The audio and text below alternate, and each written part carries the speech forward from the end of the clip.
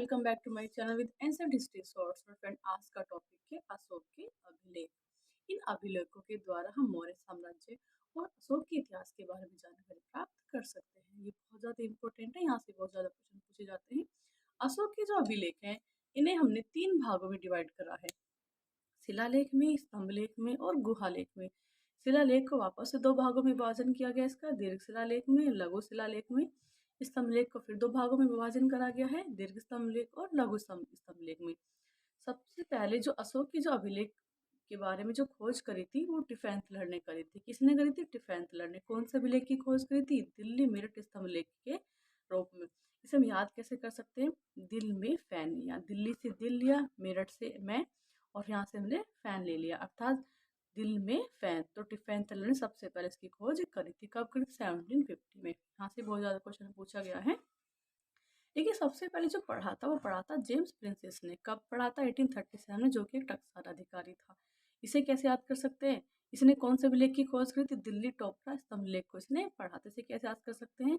जो हमारा प्रिंसेस होते हैं, जो हमारे प्रिंसेस होते हैं, वो सिर पे टोपी लगा के रखते हैं। तो जेम्स प्रिंसेस ने दिल्ली टोपरा वाले स्तंभलेख को पढ़ा था। खोज कौन कर रहा है? टिफैंथलर। पढ़ कौन रहा है? James princess. वहीं 1915 में सी बेडन ने मास्की में अशोक के लेख की खोज करी थी। अशोक के जो अभिलेख है, इन अभिलेखों में 4 लिपियों तथा 3 भाषाओं का प्रयोग किया गया है। कौन कौन सी भाषाओं का? ब्राह्मी, ख्रोस्टी, ग्रीक या फिर यूनानी और एरामाइक। वहीं जो भाषा है, उस भाषा में प्राकृत, ग्रीक और एरामाइक, इनका प्रयोग किया गया है। अशोक का सबसे लंबा अभिलेख है वो भाब्रू लघु शिलालेख है। वहीं जो छोटा है अभिलेख है वो रूमबंद स्तंभलेख है। इसके बारे में डीप में आगे पढ़ेंगे। लंबा कौन सा है? भाब्रू लघु शिलालेख। वहीं छोटा कौन सा है? रूमबंद स्तंभलेख। सिंहली ग्रंथ दीपवंश में अशोक का नाम प्रियदर्शी देवानाम प्रिय मिलता है। दीपवंश में क्या नाम मिलता है अशोक का? प्रियदर्शी देवानाम प्रिय। वही जो इसकी अन्य अभिलेख है, गुर्जरा, मास्की, नेटूर, उदयगुलम आदि अभिलेखों में अशोक का नाम वास्तविक अशोक मिलता है। बाकी सब में इन चारों में अशोक नाम मिल रहा है, जबकि दीपवंश में प्रियदर्शी देवनाम प्रिय नाम मिलता है। शिलालेख हैं, ये पहाड़ों को काटकर शिलाखंडों को समतल कर उस पर उत्कीर्ण किए जाते हैं। ये शिलालेख है, इनमें 4 लिपियों का प्रयोग किया गया है, ब्राह्मी का, एरामाइक, खरोष्टी, यूनानी या फिर ग्रीक। जो शिलालेख है ये 14 विभिन्न लेखों का एक समूह है और 8 स्थानों से प्राप्त हुए हैं। कौन कौन से देख लेते हैं। शहबाजगढ़, जो कि पाकिस्तान में पेशावर जिले में स्थित है, वहां से प्राप्त हुआ है। मानसेरा भी पाकिस्तान से प्राप्त हुआ है। कालसी उत्तराखंड से। गिरनार काठियावाड़ में जूनागढ़ के समीप गिरनार की पहाड़ी से। वहीं जो धौली जोगड़ अभिलेख है इसके, ये उड़ीसा से प्राप्त हुए हैं। वहीं जो एरागुड़ी है भी आंध्र प्रदेश के कुर्नूल जिले से मिला है। और सोपारा ये महाराष्ट्र प्रांत के थाना जिले में स्थित है। वहां से इन शिलालेखों का पता चला। फिर शिलालेख 1 में अशोक जीव हत्या पर रोक की बात करता है, अर्थात जहाँ अशोक की रसोई में प्रतिदिन सैकड़ों जीव मारे जा रहे थे, वो इस अभिलेख के लिखे जाने पर केवल अब 3 पशु ही डेली मारे जाएंगे।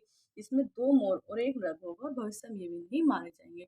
अर्थात शिलालेख 1 में अशोक जीव हत्या पर रोक की बात करता है। वहीं दीर्घ शिलालेख 2 में अशोक मनुष्य और पशु के लिए अलग अलग चिकित्सालय खुलवाने की बात करता है। जो उसके सीमांत प्रदेश है या उसके जो विजित राज्य हैं, या फिर दक्षिण के राज्य से चोल, पांडे, केरलपुर, सात्यपुर, तापपर्णी, अंतुक आदि पड़ोसी राज्य में भी वो चिकित्सालय खुलवाने की बात करता है। वहीं दीर्घ शिलालेख 3 में अशोक अपने राज्याभिषेक के 12वें वर्ष से आगे जारी करता है कि अधिकारी कौन कौन से प्रादेशिक राज्यों युक्त अपने प्रति 5वें वर्ष अपने क्षेत्रों का दौरा करेंगे और उन्हें प्रजा को धर्म तथा अन्य कार्यों की शिक्षा देंगे। 3 में क्या कह रहा है? अधिकारी प्रति 5वें वर्ष अपने अपने क्षेत्रों का दौरा करेंगे और उन्हें धर्म तथा अन्य कार्यों की शिक्षा देंगे। वहीं तीसरा शिलालेख 4 में अशोक स्वयं के प्रयासों से बहरी घोष अब धम घोष में बदल गया है, इसकी चर्चा करता है। बहरी घोष अब धम घोष में बदल गया है, इसका जो उल्लेख किया जा रहा है वो कहाँ किया जा रहा है? शिलालेख 4 में किया जा रहा है। वहीं दीर्घ शिलालेख 5 में अशोक कहता है कि मैंने अपने राज्याभिषेक के 14वें वर्ष धम मामात नामक अधिकारियों की नियुक्ति करी है। 5 अभिलेख में क्या हो रहा है? 14वें वर्ष धम मामात नामक अधिकारियों की नियुक्ति का उल्लेख मिलता है। में अशोक प्रतिवेदकों का उल्लेख करता है। इसमें अशोक कहता है कि हर समय, चाहे मैं कहीं भी रहूं, मैं भोजन कर रहा हूँ या शयन कक्ष में हूँ, चाहे बाग में हूँ, सवारी कर रहा हूँ, हर जगह प्रतिवेदक मुझे प्रजा के हाल की के बारे में जानकारी देंगे, ताकि मैं हर जगह उनका कार्य कर सकूं। वहीं शिलालेख 7 में और 12 में अशोक धार्मिक सहिष्णुता की चर्चा करता है। अशोक शिलालेख 7 में कहता है कि सभी संप्रदाय के लोग सब जगह निवास करें। वही शिलालेख 12 में अशोक कहता है कि कोई भी लोग अपने संप्रदाय की प्रशंसा न करे और दूसरे संप्रदाय की निंदा न करे। इस प्रकार 7 में और 12 में अशोक धार्मिक सहिष्णुता की चर्चा करता है।